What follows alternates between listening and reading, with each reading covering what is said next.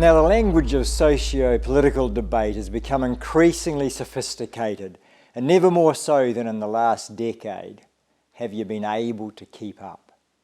Do you know what a psychogenic epidemic is? What about how does control of the narrative work? What about equity-orientated ethos or identity politics? Those who haven't kept up are finding themselves unprepared and unequipped to debate with and enlighten the current political narrative and its frightening abandonment of reality's cause and effect principles. Not to mention traditional morality, public dialogue, natural justice, free speech and absolute truth as the accurate description of a reality that is fixed, not fluid or transient as many would have us believe. So how will you protect yourself and your family from the harassment that is coming upon us by those who try to cancel free speech and whose epistemology is so poor they can't even distinguish male from female? What motivations drive the so-called woke generation, who are inclined to confuse objective fact with subjective opinion and seek to reconstruct reality in their own image? Are you confident that you know how to argue against the deplatforming and the pre-crime logic that is currently holding groups and governments in its totalitarian grip? Are we all being marched towards a radical egalitarianism or even a totalitarianism motivated and driven by fear? And is the Sunday pulpit lesson equipping you to provide a Christian apologetic or even hold your own against your own children's scholarly indoctrination and the dogmatic radicalization of education philosophy? Or are even the priest, the vicar, the pastor, or the member of parliament themselves all ducking for cover from accusations that they have no ability to refute?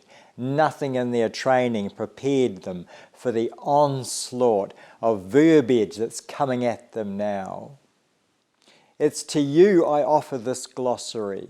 It's my own personal war chest to educate and empower yourself, your family, and your church against the reasoning of this world's darkness.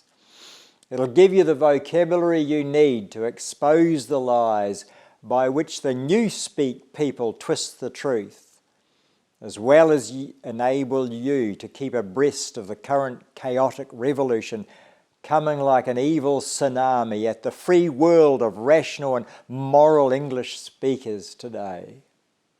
And always remember the words of Martin Luther King himself. Martin Luther King Jr. said, "We don't get rid of darkness by resorting to even more darkness."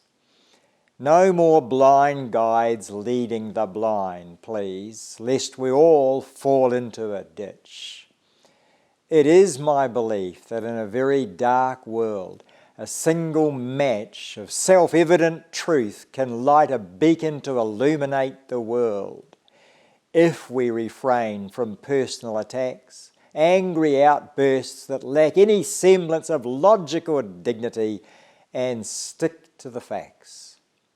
Here is my own lighted match, my power vocabulary freely available for your use to help you continue to tell the truth in a world of lies. And in the words of Jordan Peterson, let's see where it goes from here, shall we?